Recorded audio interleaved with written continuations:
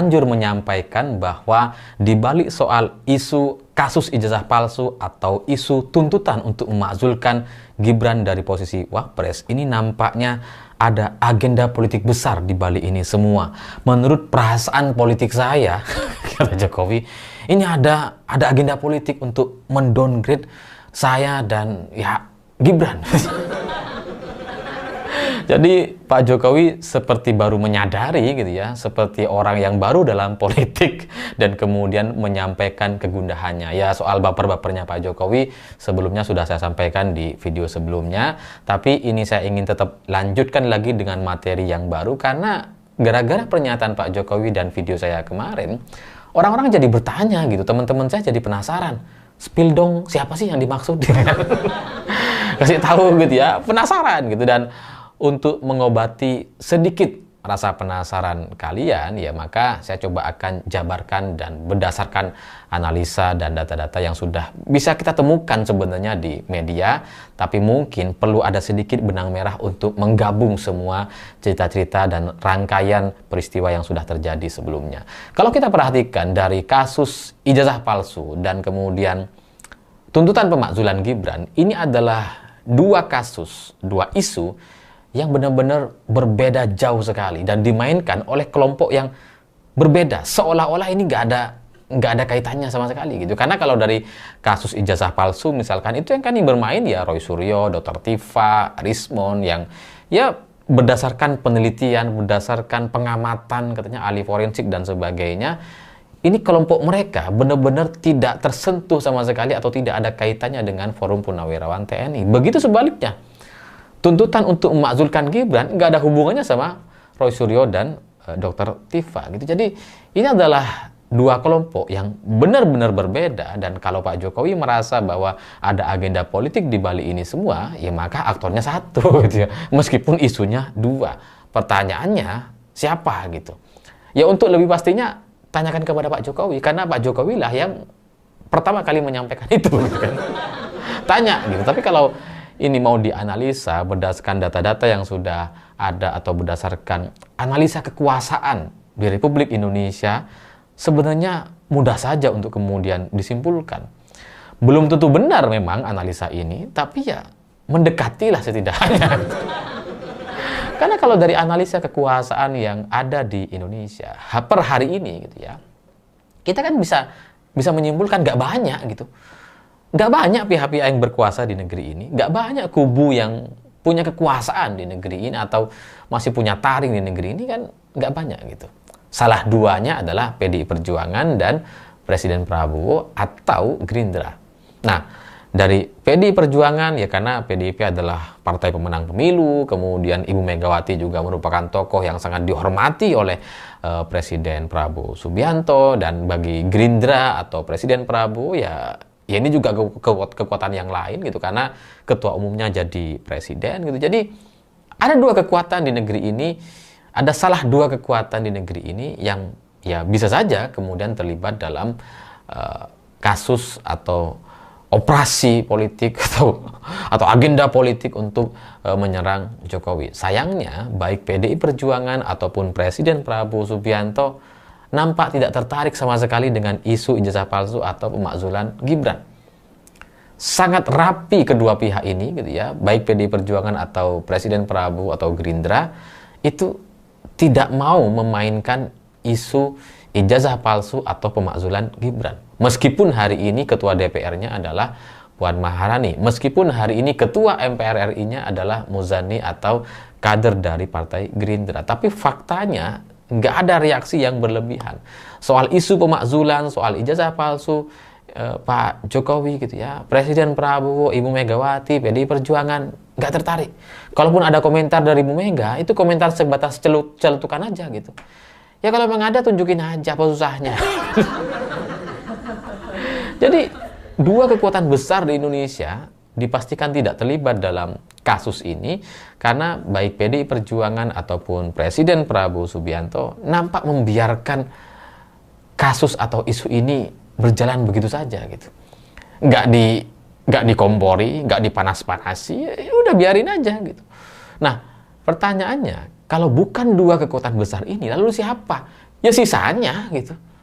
Berarti kan sisanya, ya kalau bukan PDIP, bukan Gerindra, bukan Prabowo, berarti kan sisanya. Sisanya siapa? Ya masa kalian nggak ngerti? Ya karena sekarang saya kebingungan untuk menjawab tudingan-tudingan dari Projo gitu ya, Pro Jokowi yang bilang bahwa isu ijazah palsu atau isu pemakzulan Gibran ini gara-gara kelompok yang kalah pilpres gitu ya. Itu lucu gitu, karena pilpres itu kan cuma diikuti oleh tiga pasang calon, Anies, Ganjar, Prabowo. Prabowo yang menang berarti Anies dan Ganjar lah yang merupakan kelompok kalah. Dua pihak ini nggak ada yang main soal isu ijazah palsu atau pemakzulan. Bahkan Ganjar ngebelain gitu, bukan ngebelain sih. Pak Ganjar merasa ada lebih banyak isu yang perlu kita perhatikan dibandingkan soal ijazah. Misalkan dengan PHK, masalah ekonomi, tantangan global, dan sebagainya. Itu yang disampaikan sama Pak Ganjar. Nggak ada sedikit pun reaksi berlebihan atau respon terhadap isu ijazah palsu ataupun pemakzulan terhadap Gibran. Anies juga sama, nggak ngerespon gitu. Jadi kalau Pro Jokowi menuding bahwa ini gara-gara kalah pilpres, lawang yang capresnya aja nggak bermain kok.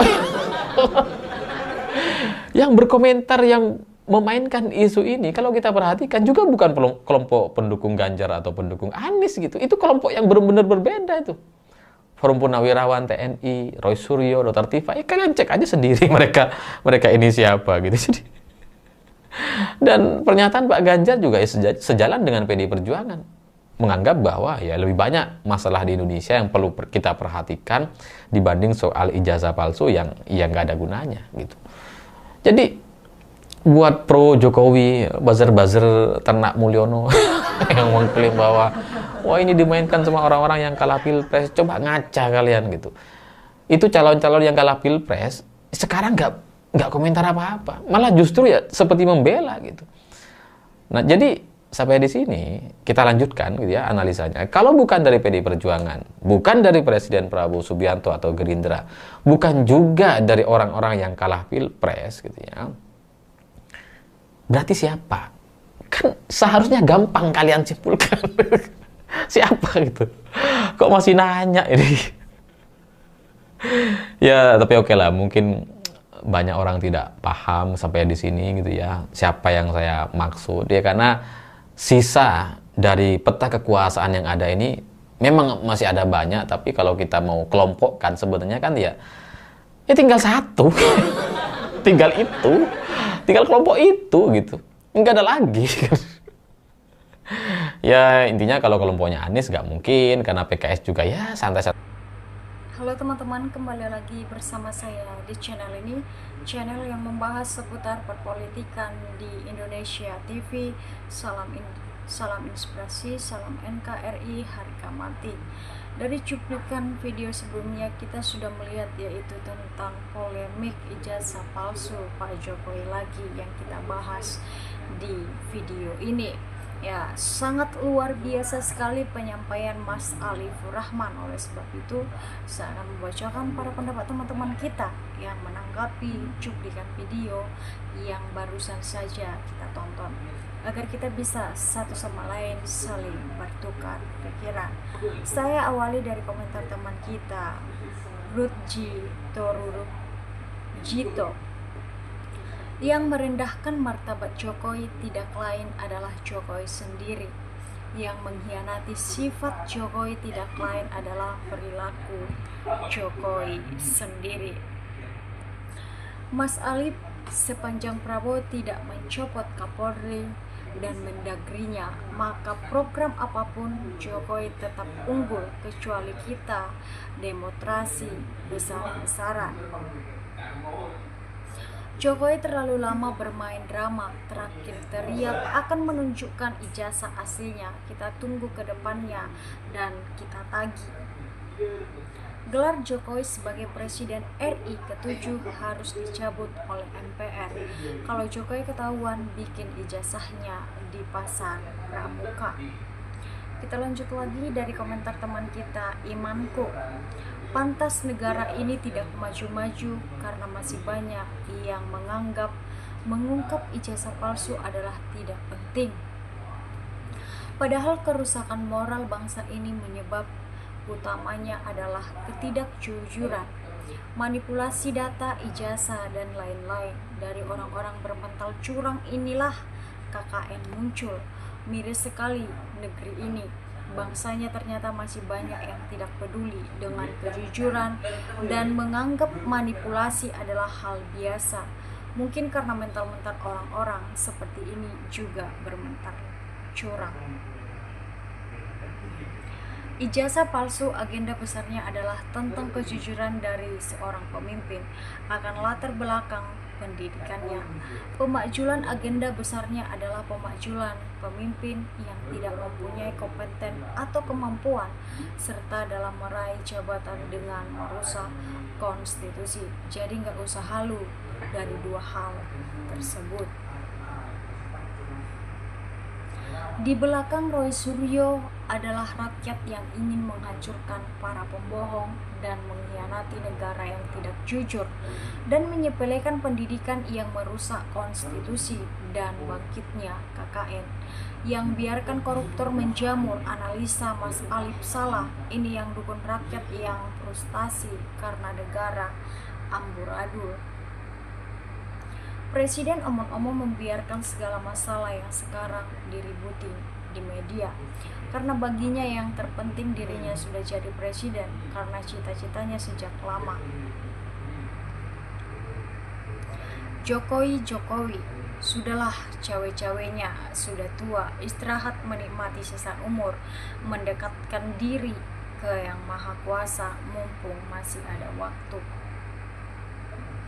Agenda besar itu adalah membongkar kebohongan yang selama ini menipu, baik oleh Mulyono maupun oleh polisi, UGM, dan ternak gemukan Mulyono. Kita lanjut lagi. Hidup Partai Demokrat tangkap Jokowi. Hidup Partai Demokrat makjulkan Gibran sebagai Wapres.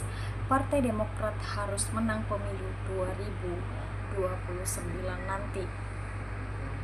Lah, PDIP setelah dihianati, digembosi, tetap menang walau jumlahnya menurun. Lah, sekarang masih diincar dengan logo PSI diganti gajah untuk bersaing dengan banteng, tapi PDIP tetap tenang. Karma aja itu 10 tahun dicolimin Allah mendengar dua rakyat yang tersakiti Mulyono dan kelompoknya. Pemilunya aja korban banyak benar. Jokowi merasa bersalah sendiri. Dia menuduh Anies Baswedan karena pernah dipecat. Dan itu karena Anies tahu kalau Jokowi ijazahnya palsu. Maka itu saat menjabat menteri langsung dipecat.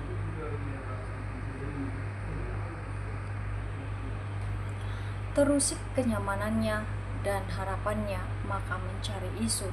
Selamat, Anda telah sukses mengadu domba rakyat. Terima kasih, Mas Ali.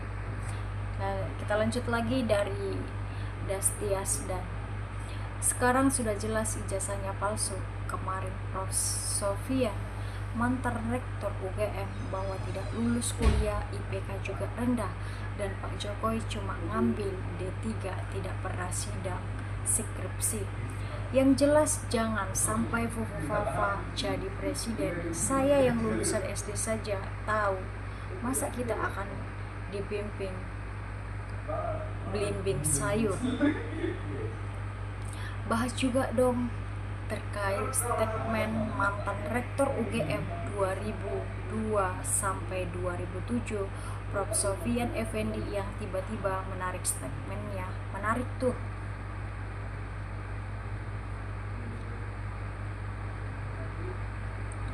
Airlangga dikudeta dari ketum Golkar, Erik di PHK soal kursi Wapres Demokrat. Meski masuk kabinet di akhir-akhir bulan Jokowi berkuasa, tapi kayaknya masih menyimpang, sakit gara-gara mau direbut Muldoko. Cak Imin udah mesra banget sangat Prabowo, ditikung gitu aja dengan masainin Gibran di posisi cawapres. Akhirnya terpaksa belok ke Anies yang jelas-jelas kan memang kecil, intinya terlalu banyak yang disakiti. Secara tidak langsung anak bungsunya Jokowi yaitu Kaesang telah mengakui bahwa bapaknya tidak punya ijazah. Lambang PSI menjadi gajah, nggak punya ijazah. Yang paling masuk akal si Erick Thohir, soalnya dia udah buat SKCK dan katanya si Boy Thohir itu dekat sama 9 naga yang pasti mau backup triliunan sesuai omongan Bang Alif tadi. Ya, saya akan membacakan komentar terakhir dari teman kita, Nana. Sebenarnya yang bikin gaduh itu sendiri yaitu Jokowi. Polisi harusnya melindungi dan berterima kasih kepada mereka yang meneliti ijazah palsu, bukan jadi ditersangkakan. Kalau hasil penelitiannya betul ijazahnya palsu, Jokowi tinggal ditangkap dan diadili karena sudah berbuat kebohongan terhadap rakyat Indonesia. Sekian dulu yang bisa saya sampaikan di video ini. Jika ada kata-kata saya yang salah, mohon maaf. Jangan lupa komen, share, dan subscribe. Salam inspirasi, salam NKRI, harga mati.